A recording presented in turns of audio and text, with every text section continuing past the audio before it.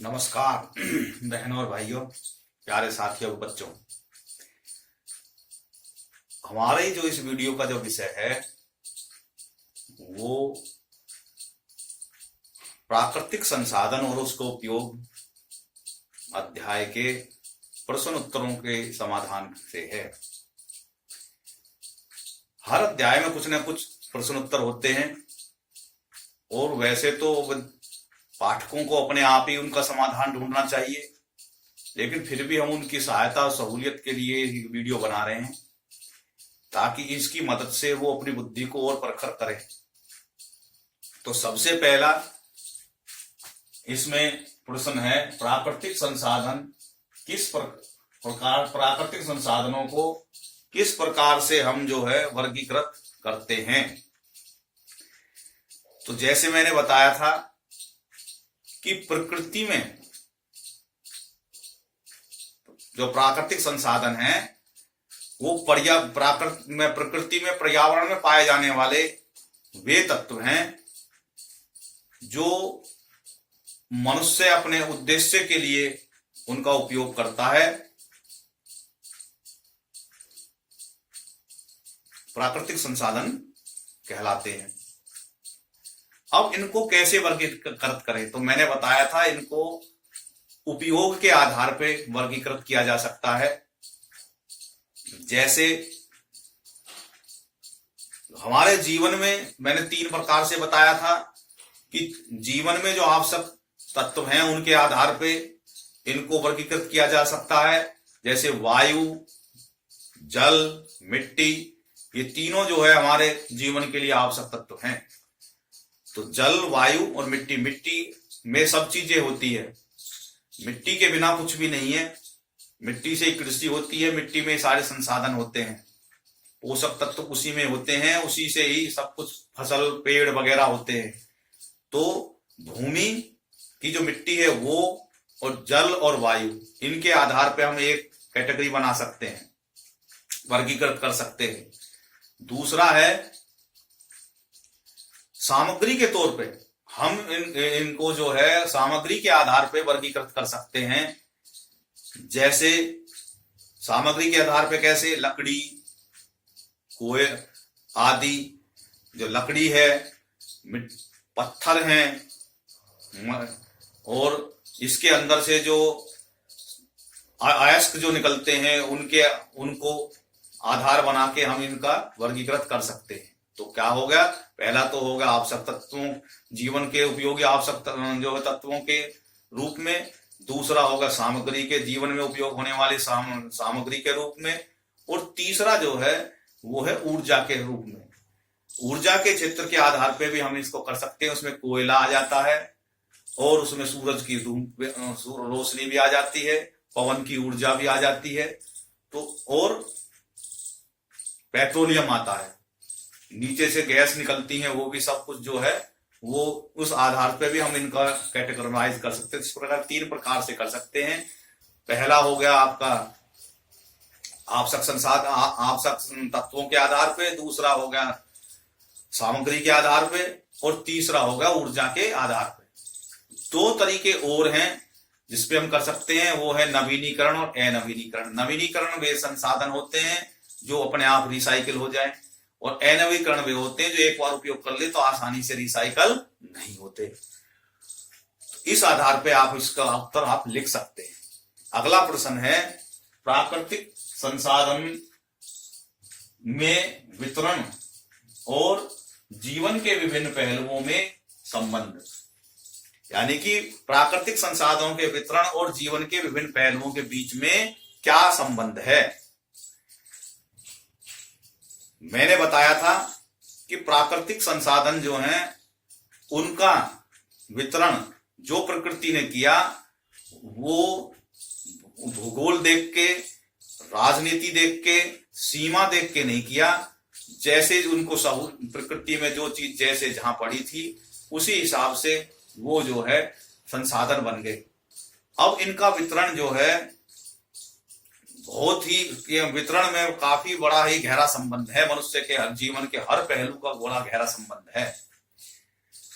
और इससे क्या होता है, तीन चीजें प्रभावित होती हैं। एक तो मानव बस्ती, दूसरा व्यापार और अंतरराष्ट्रीय संबंध। ये तीन चीजें जो हैं इनसे प्रभाव होते हैं। मानव बस्ती जो वहां मौजूद होती है, क्योंकि संसाधन निकाले जाएंगे तो मानव बस्ती का क्या काम, मानव बस्ती वहां से हटाई जाती है, शिफ्ट करी जाती है। अगर मानव बस्ती के बीच में भी संसाधन आ गए तो मानव बस्ती शिफ्ट करी जाती है। तो उनके शिफ्ट होने के दौरान अगर उसको विवेकपूर्ण तरीके से नहीं करा गया तो वो संघर्ष की स्थिति हो जाएगी। व्यापारिक गतिविधि बढ़ती है तो मोनोपोली की नीति आ जाती है, भाई कब्जे वाली बात आती है तो युद्ध की स्थिति बन जाती है। उसमें भी विवेकपूर्ण तरीके से सरकार अपने नियम बना के ताकि सबको मौका मिले। तीसरा, अंतरराष्ट्रीय अगर कोई संसाधन अंतरराष्ट्रीय सीमा से निकल के जा रहा है, जैसे नदी है, कोई समुद्र है और अन्य पदार्थ है, पहाड़ है, पर्वत है, और उसमें से जो संसाधन निकल रहे हैं उनके आधार पे अंतरराष्ट्रीय झगड़े भी हो जाते हैं, संबंध बिगड़ जाते हैं। तो अंतरराष्ट्रीय संबंध भी से भी है।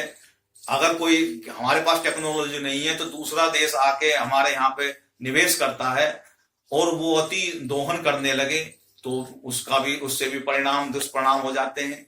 दूसरा क्या है, इससे और भी संबंध है वितरण में।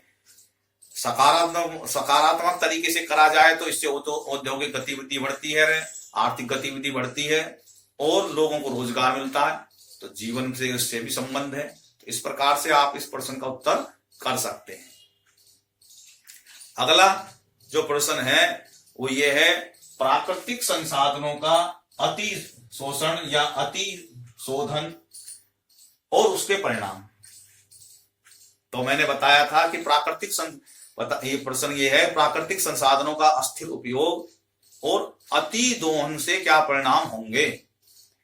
तो इससे क्या मैंने अपने अध्याय में बताया था कि प्राकृतिक संसाधनों का अति उपयोग हो जाएगा तो उससे क्या क्या स्थिति बिगड़ जाएगी, वो उसका जो पुनर्चक्र होने की जो प्रक्रिया है वो बाधित हो जाएगी और अब वह अनवीनीकरण वाले में पहुंच जाएंगे। उसका दुष्परिणाम ये हो जाएगा कि भावी पीढ़ी को उन्हें मिलने दुर्लभ हो जाएंगे। उसके कई उदाहरण भी बताए थे। उदाहरण में मैंने बताया था पानी का ज्यादा अति उपयोग और वृक्षों का अति कटाव लकड़ी के रूप में, इमारती लकड़ी के रूप में और ईंधन के रूप में। दूसरा, पृथ्वी के जमीन जो मिट्टी है उसका अति दोहन, अति कृषि करना, उसमें ज्यादा से ज्यादा रासायनिक खाद और उर्वरकों का प्रयोग होने से उसकी मिट्टी खराब हो जाती है और कैंसर कैसी विकट स्थिति बन जाती है। तो ये सब जो है अति दोहन के दुष्परिणाम हैं। इससे और भी दुष्परिणाम हो सकते हैं, आप इसको अपने प्रश्न उत्तरों में लिख सकते हैं। और भी दुष्परिणाम क्या है कि जो नवीनीकरण वाले जो संसाधन है वो अनवीनीकरण में बदल सकते हैं। कोयला, पेट्रोलियम का आप उदाहरण ले सकते हैं। उनके विकल्प के तौर पे आप जो है इसमें और भी अपना सुंदर क्वेश्चन बना सकते हैं कि हमें जो है अनवीनीकरण की जगह पे जो है संसाधनों का इस प्रकार से प्रयोग करना चाहिए ताकि भावी पीढ़ी को जो है हमें मिल सके। उसके लिए हमें नवीनीकरण साधनों का प्रयोग करना, उनके विकल्प के तौर पे करना चाहिए। आगे प्रश्न है,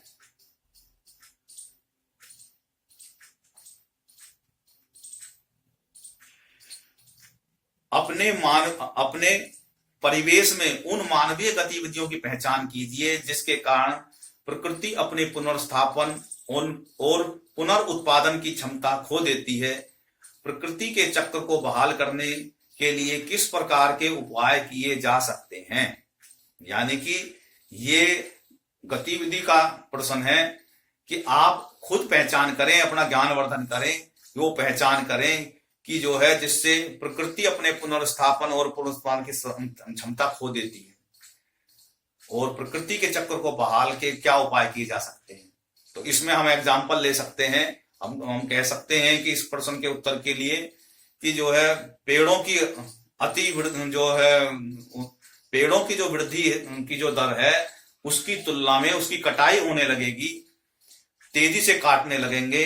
नदियों को औद्योगिक और घरेलू कचरे से प्रदूषित करना, भूजल का अत्यधिक दोहन करना और रासायनिक उर्वरकों और कीटों का अत्यधिक उपयोग जैसे मानवीय जो गतिविधि है वो प्रकृति के पुनरुत्थान और पुनरुत्पादन में जो है वो क्षति को बाधा पहुंचाती है। तो इस प्रकार से ये जो चीजें हैं ये मैंने बताई थी आपको पहले ही। अब इनका विकल्प क्या हो सकता है? इनका विकल्प हो सकता है कि कैसे इनका उपाय कर सकते हैं प्रकृति के चक्र को बहाल करने के लिए। तो बहाल करने के लिए ये है भाई, जो पेड़ों को उतना ही काटें कि ताकि वो पनप के जो है उससे ज्यादा ना काटें कि वो अपने आप ही दोबारा से उगाएं। दूसरा, और नदियों में औद्योगिक कचरे को ट्रीटमेंट के द्वारा ही उसमें बहाल करा जाए, डाला जाए। घरेलू कचरे का भी हमें ट्रीटमेंट करना चाहिए, उसको डायरेक्ट नहीं डालना चाहिए। और भूजल का दोहन नहीं, ज्यादा अत्यधिक दोहन नहीं करना चाहिए। हमें जितनी जरूरत हो उतना ही पानी बरतना चाहिए। ऐसे विकल्पों का इस्तेमाल करना चाहिए ताकि जो है कम से कम पानी खर्च हो। और जमीन के अंदर पानी के जो है रिसाइकिल के लिए नदी, नाला, तालाब, पोखर और पानी के जो सोख्ता होते हैं, जो बरसात के पानी छत से पानी जमीन में जाए वो ज्यादा से ज्यादा लगवाएं। इस तरीके से जो है, और भूमि की सेहत को सुधारने के लिए हमें प्राकृतिक खेती का प्रयोग करना चाहिए, वन आयुर्वेद का प्रयोग करना चाहिए ताकि उसकी सेहत सुधारी जा सके। अगला प्रश्न है, अपने क्षेत्र में नवीनीकरण संसाधनों के प्रकारों का आकलन करने के लिए एक छोटा शोध अध्ययन करें। आप अपने शिक्षक से अपने अध्ययन के भौगोलिक क्षेत्र के और आवश्यक सूचना स्रोतों के बारे में चर्चा कर सकते हैं और समय के साथ में उसकी स्थिति में क्या परिवर्तन आया, परिवर्तन के कारणों और संभावित उपायों को दर्शाने के लिए संक्षिप्त रिपोर्ट तैयार करें। तो ये देखो, ये प्रोजेक्ट है, ये प्रोजेक्ट के अनुसार है। तो इसमें जो है आप कोई भी अपना क्षेत्र देख सकते हैं और ये आकलन कर सकते हैं कि जो है नवीनीकरण संसाधनों का आकलन करने के लिए आप जो है कोई भी आप क्षेत्र में जा सकते हैं, देख सकते हैं कि जहां पे नवीनीकरण संसाधनों का प्रयोग हो रहा हो, जैसे सौर ऊर्जा का, पवन ऊर्जा का, बायोगैस आदि। सरकार इनको प्रोत्साहित करती है, कृषि विभाग इनको प्रोत्साहित करता है। और इसमें जो है आप वो एरिया भी में भी जाके देख सकते हैं जहां ज्यादा कचरा पड़ा हुआ है। अपशिष्ट पदार्थों का हम किस प्रकार से जो है उसका निस्तारण करें और उससे जो है बायोगैस तैयार किया जाए। छतों पे हम जो सौर ऊर्जा के जो आप जो है प्रधानमंत्री की योजना से सूर्य घर बिजली योजना वो आप ले सकते हैं। कितना क्षेत्रों में ये लगी हैं, आप इस पे अपने रिपोर्ट बना के प्रस्तुत कर सकते हैं। अगला प्रश्न है, आप प्रतिदिन प्रत्यक्ष या अप्रत्यक्ष रूप से किन गैर नवीनीकरण संसाधनों का उपयोग करते हैं? इससे संभावित नवीनीकरण विकल्प क्या हैं? नवीनीकरणीय ऊर्जा और संक्रमण के लिए हम क्या कदम उठा सकते हैं? तो ये आपका जो है बताया मैंने कि जो है जो गैर नवीनीकरण जो संसाधन है उसमें कोयला, पेट्रोलियम, प्राकृतिक गैस, लोहा, तांबा जैसी धातुएं शामिल हैं। और इनके उपयोग का कहाँ होता है? बिजली, परिवहन में, ताप ऊर्जा में और अन्य उत्पाद निर्माण में इनका प्रयोग हो सकता है।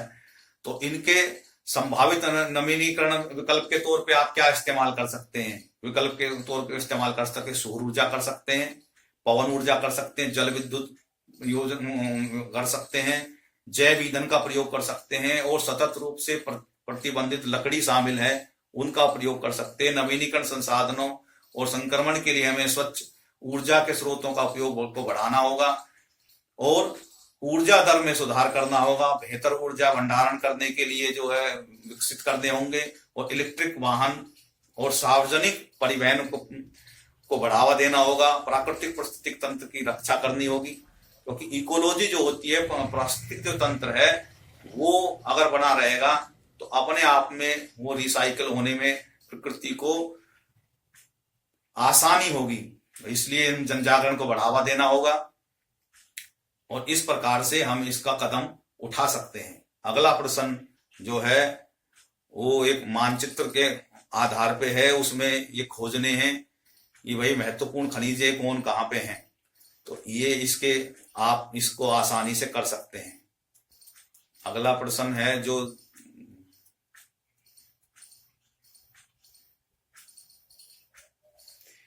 किन्हीं दो प्राकृतिक संसाधनों का चयन कीजिए जो भारत में विभिन्न भागों में उपलब्धता के बारे में जानकारी एकत्रित कीजिए और उन्हें मानचित्र पर अंकित कीजिए।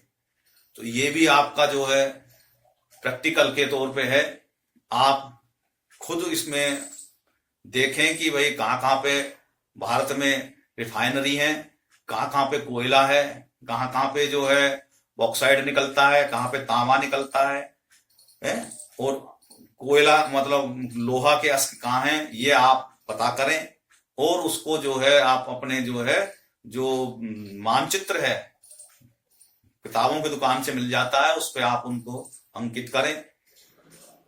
क्योंकि अगर आप अपने आप से नहीं ढूंढेंगे, हम आपको भर के दे देंगे। ये जो है भाई अपना भी तो थोड़ा बहुत बुद्धि का इस्तेमाल करना चाहिए, क्योंकि ये कोई किताब में आपकी पुस्तक में ये दे रखा है, नक्शा बना रखा है और उसमें सारा कुछ दे रखा है, उसको आधार बना के आप इस समस्या का समाधान कर सकते हैं। अगला जो वो है प्रश्न है वो है उन क्षेत्रों में प्राकृतिक संसाधनों के दोहन और वर्तमान और भविष्य की पीढ़ी के बारे में प्रभाव पर चर्चा कीजिए। प्रकृति के उपहारों का जिम्मेदार पूर्ण तरीके से उपयोग के तरीके भी सुझाइए। यानी कि प्राकृतिक के संसाधनों का दोहन और वर्तमान पीढ़ी पे पड़ने वाले प्रभाव। तो इसलिए जो प्रकृति ने आपको उपहार दिया है वो आपको कैसे जिम्मेदार तरीके से इस्तेमाल करें, उसके सुझाव आपको देने हैं।